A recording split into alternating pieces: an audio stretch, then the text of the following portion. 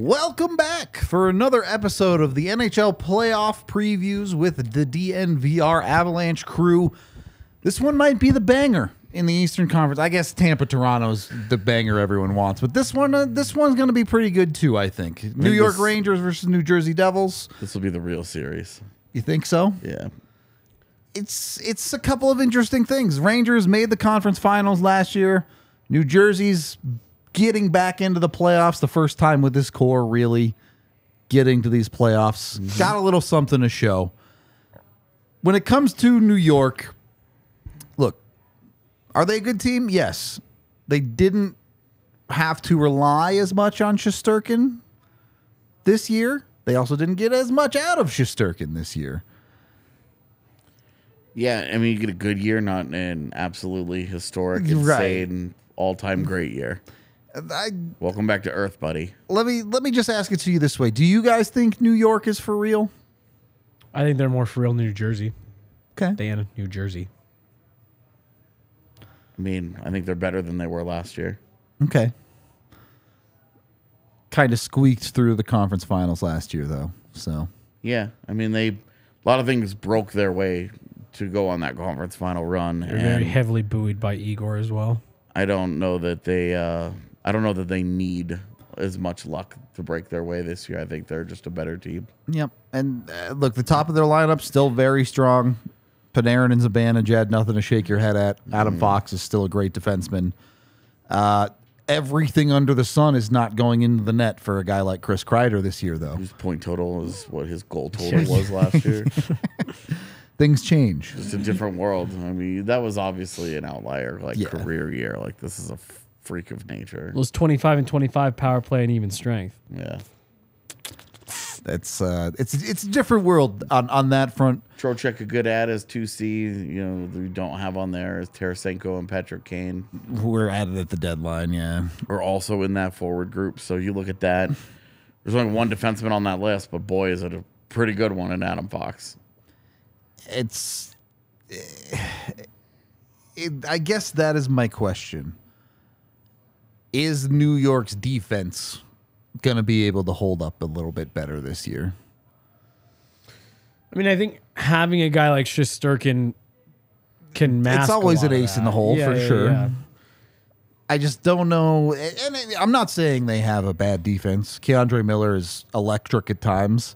Also a little bit suspect at times. I mean, Jacob Trouba and Ryan Lindgren are just like solid, physically punishing players. Yeah, I don't know. I'm nowhere near as high on New Jersey as I think a lot of other people are. So I personally look at this matchup and I like New York making the run to the East Final last year. I like Adam Fox. We've talked about it with the Avs. Having a guy like that at the top of your defensive group. It's just a huge, boon for you. Absolutely. I like the additions of Patrick Kane. I like Vlad Tarasenko. Those are both guys who have won Stanley Cups, and they're just impact players at the top of your lineup. That's really where New York has the advantage, right? They, I don't love to use the word all in, but they went for it at the trade deadline. Yeah, they went for it, but what they did is that they kept the kid line intact. Yep. Because Capo Caco, Filipino, Alexi Lafreniere had a good year together. Is it the year that the two of their draft slots would no suggest? No, but when you do look at that group together, you're saying, hey, these guys really it's Philip. It's funny, Filipino's the one driver that really broke out. Yeah, he's the big driver there. He's the guy that's really helped change the dynamic on that third line. And now you're talking about now. All right, now you got a pretty good top nine. Well, that is exactly what my X factor is for New York. I put Laugh's name down there, but you could pick any one of him. Pick any one of the kid Heedle, line, and I think that those guys are all game changers for the Rangers. They can all come up and they could have a big series, especially because defensive depth for New Jersey is a question mark. Yeah, top of that lineup's pretty good. Top of their forward lineup, their two-way capability is pretty good. Not such a great group once you get deeper into it. And that's where I do lean to Jesse's side a little bit. Young team, new to the playoffs. You're not sure how the depth's going to shake out. Like they've had a really exciting year. Like watching Jack Hughes this year has been awesome. Yeah. The addition of Luke Hughes is one thing that you maybe can't account for because you don't know what he's going to do. Be bad defensively. The goaltending I don't trust That's at all. Yeah. And I think it's a young team that's getting there. I mean, huge steps forward from Jack Hughes, Jesper Bratt. They add Timo Meyer to that list. Nico Hischier takes a big time step forward. Like, the Devils are legit. They are loaded with talent. There's a really good hockey team with a lot of young talent still to come. And I think that people are assigning their excitement about New Jersey's future to the present and acting like they're there already, and they're just not. I mean, you have another level from Dawson Mercer that he's going to get to. You still have his name, I just completely forgot, the Swedish kid, the goal scorer. Holtz. Yeah, Alexander Holtz. Thank you. You still have Alexander Holtz on the like. There is a really bright tomorrow waiting for New Jersey, but it's not today. It is a very good hockey team, but it is still super reliant on Vitek Vanacek being the man. I do want to be fair here because I think we described Seattle as a team that's getting there but not there yet. I think New Jersey is a level above where Seattle is. Well, I think, not even close. Yeah, so I think for skaters, they're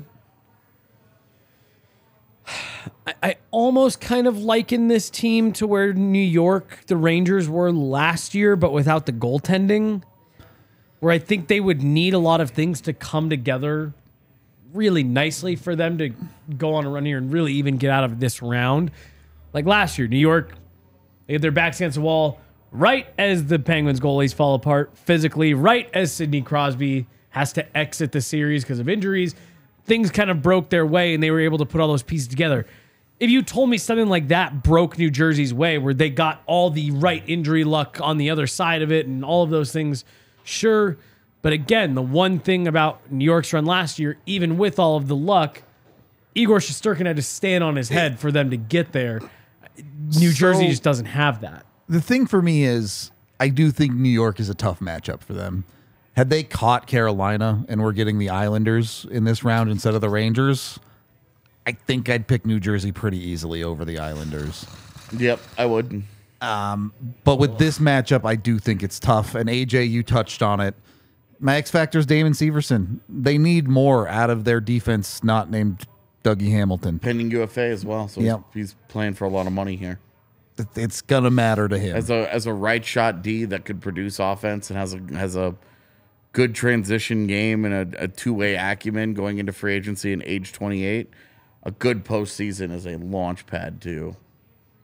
And the Avs fans, quite a bit of money. Like Avs fans are familiar with parts of that defense. They know what Ryan Graves is in a playoff series, and it's not that it's bad, but there are some limitations there. Yep. You've got to be careful there. Dougie Hamilton is the real deal, though. Oh, the top is there. It's the rest of that defense that I worry about. I say all this, but I was the one who picked New Jersey. I guess you guys might have picked New Jersey too. I don't know. I picked New Jersey in this series. I didn't. I don't like I think the lack of experience is a big thing for me because the postseason is war. Yeah. I mean, it is absolute hell to go through. It is a physical and mental shift by shift grind. And the only thing that can adequately prepare you for playoff hockey is playoff hockey. Yep. New Jersey doesn't have this as a group yet. They've got some guys who individually have a few games here and there. But after what the Rangers went through last year, I just don't see them fizzling out in the first round. I really like their forward core. One of New Jersey's big things is that they have that firepower up front. I think the Rangers can handle that. They can match that. And they just have the better goaltender. I thought I picked New Jersey in 7 in this series, but I was saying you confidently picked New Jersey. Definitely do not believe in New Jersey that much. So maybe I put a typo in there. But yeah, and I mean 4-3. I'm picking this to be a hell of a series. I agree. I think it's going to be. I'm getting to a coin flip game 7 where I just think the Rangers will probably squeak it out. That's where I'm giving it to Shesterkin majorly. Yeah, I think it will be a fun series too.